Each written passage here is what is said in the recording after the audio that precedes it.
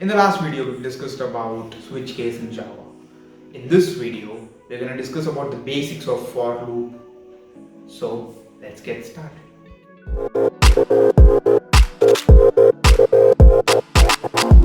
Looping in programming language is a feature which facilitates the execution of a set of instructions functions repeatedly while some condition evaluates to true.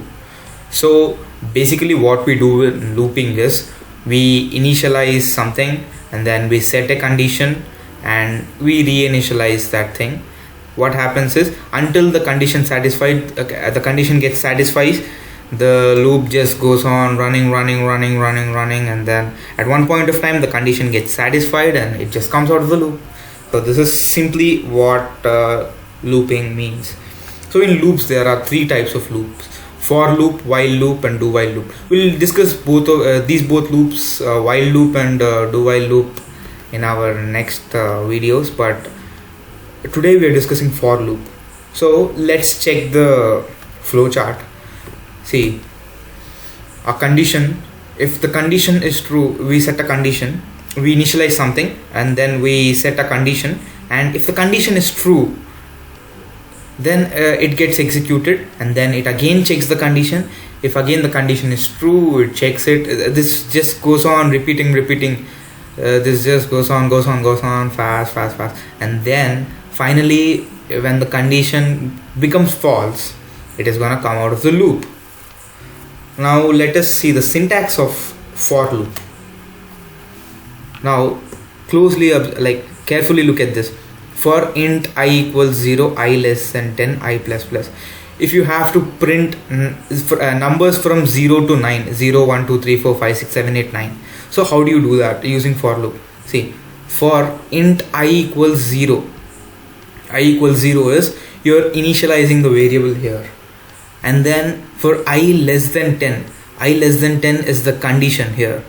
And here I plus plus is you're updating or you're reinitializing this thing. What you're doing here is int I equals 0. So the number starts at 0.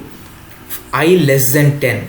I less than 10 is the number will be less than 10. So the number which is less than just one less than 10 is 9. So this is going to print numbers from 0 to 9. If and then I plus plus, we have checked this out in this plus plus operator in the operators video. If you haven't checked that video out, please do check it out. So plus plus, what it does is it increments the number once. So what it does, so you initialized it with 0, so I plus plus, so 1.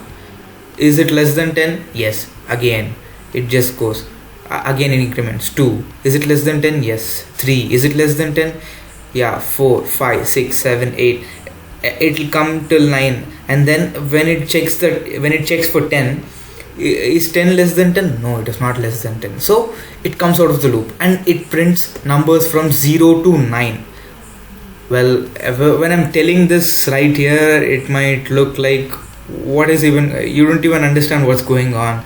So we'll check out how this works on Eclipse IDE. We opened our Eclipse IDE. Let's check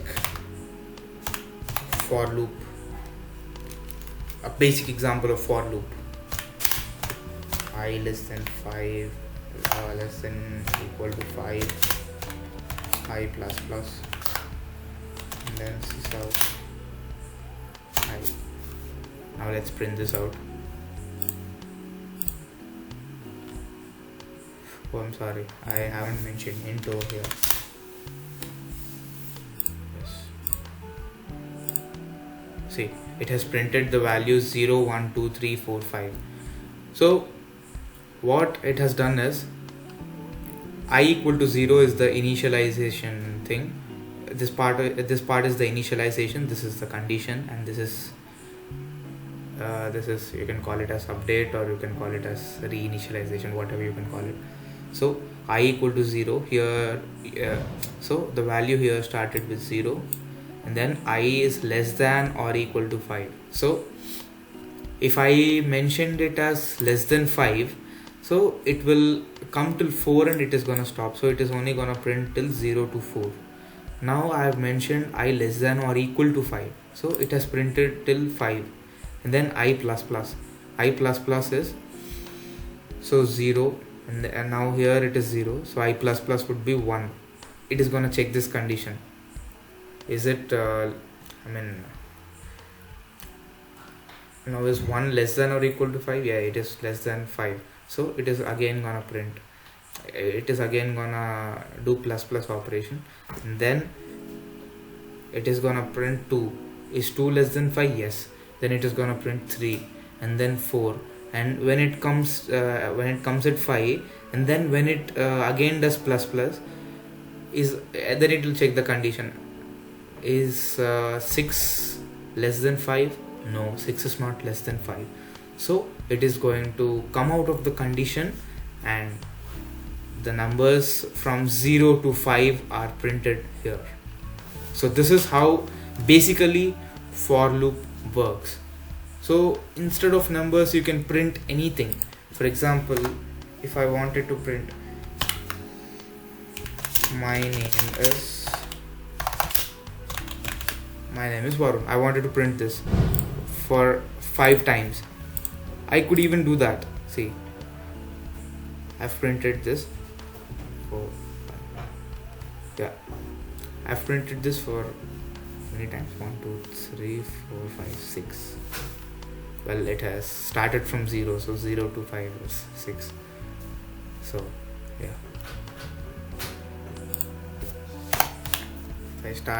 if I initialize it from 1 and then if I print, see, it has printed my name 5 times. So 1 to 5. It has started from 1 and then 2 3 and plus plus. So 2, it is less than 5, and then plus plus, it will become 3. Then again plus plus, it is going to become 4. Then plus plus, it is going to become 5, and then again it does plus plus 6, but 6 is greater than 5. So this condition is not satisfied, so it comes out of the loop. This is how for loop basically works. Now we will do one more thing. In order to print n number of even numbers and n number of odd numbers, we'll see how we can print n number of even numbers and n number of odd numbers. So basically, what are even numbers? Even numbers are, for example, a number. If you take a number 4, this number 4 is divisible by 2. So any number which is divisible by 2 is even number. This is a very basic thing, but still I am telling this. So any number which is divisible by 2 is even number. So we can simply mention an even number as 2n. Any number, for example, you substitute the value of n and you check it out. N equal to 0, it is 0. N equal to 1, it is 2. N equals 2, it is 4. N equals 3, it is 6, and it goes on. And coming to odd number, any number of an even number plus 1 is an odd number. So 2n plus 1, any number which is of the form 2n plus 1, it is an odd number. So let us see how we could write this using for loop. For int I equals 1, I less, so this would print out 5 even numbers. So I could write it as, so even numbers are 2 into n. So here n is I, because we have initialized the variable here as I. So let us see what happens when we print this. So 2 4 6 8 10. What it did, it has printed numbers from 1 to 5, and then all the numbers which are printed are multiplied with 2. So 2 into 1 2, 2 into 2 4, 2 into 3 6, then 8, then 10. Yes, so that is how even numbers are printed. And in order to print odd numbers, simply we need to add 1 to this.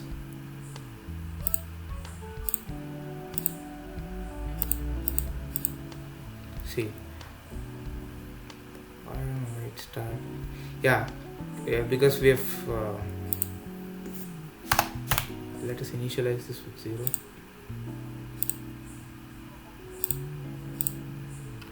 See, before we have initialized it with this with 1, so 2 into 1 plus 1 is 3, so it started with 3. If we initialize that with 0, it is going to start from 1, 3, 5, 7, 9. What it simply did, 2 into 0 plus 1 is 1, 2 into 1 plus 1 is 3, 2 into 2 plus 1 is 5, 2 into 3 plus 1 is 7, and then 9, and then 11. So this is how you simply can print even and odd numbers.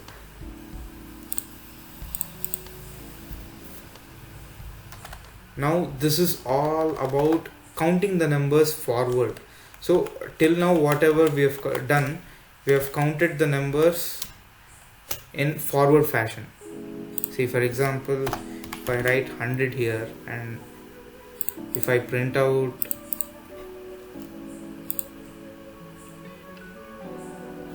I didn't print them. So if I print this out, it has printed all the numbers from 0 to 100, starting from 0 and ending at 100. In order to print numbers from 100 to 0, what do we have to do?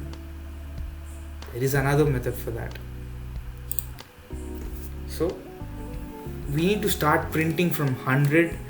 See, we want the numbers to be printed in this fashion: 100, 99, 98, 97, and so on. So what are we supposed to do? In order to start from 100, we need to initialize it with 100. That is the simple thing. And we want to end this thing at 0, or let's end it at 1. In order to end this at 1, I should be less than or equal to 1. So because we are ending it at 1, so I should be less than or equal to 1. And so we are coming in the downward fashion from 100 to 1. We're doing I minus minus. Now let's print this. Why hasn't it printed?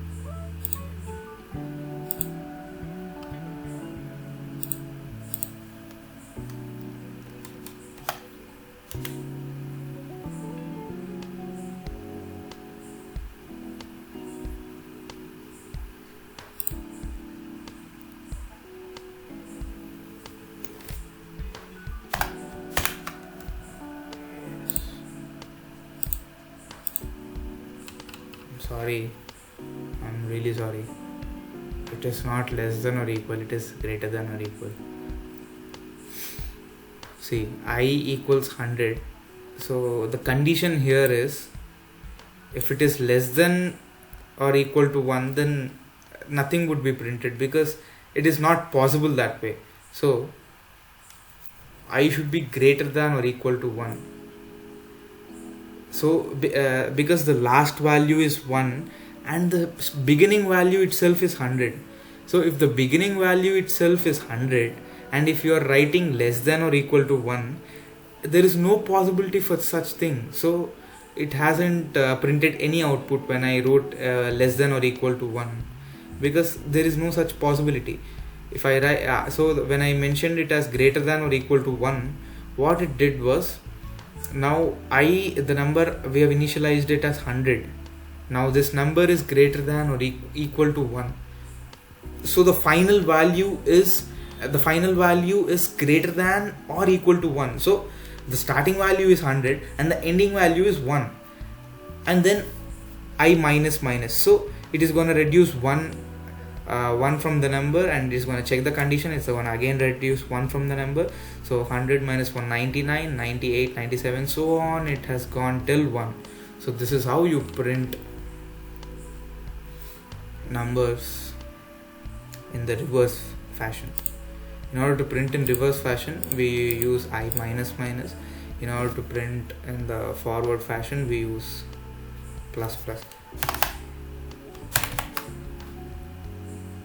Now if I do this,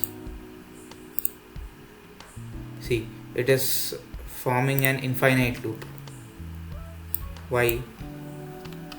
Because we've started from 100. And what is the condition here? The condition here is I should be greater than or equal to 1. So, and then I plus plus. So it does I plus plus 101. Is 101 greater than I? Yes. Is it greater than 1? Yes. It again 102. It is greater than 1? Yes. 103. It is greater than 1? Yes. So it goes on. How many? Every number, almost every natural number. Not almost every natural number. Every natural number is greater than 1. So it is printing an infinite loop. If I leave this way, it would go on printing, go on printing. Now let us see how to print 4 table.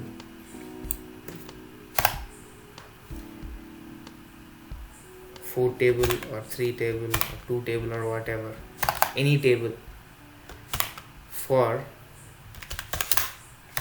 int I equals 1. So because we start the table from 1,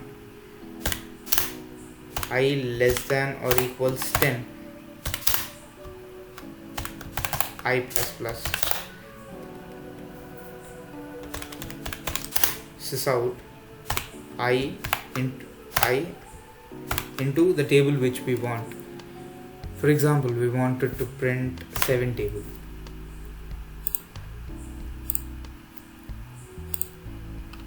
See, 7.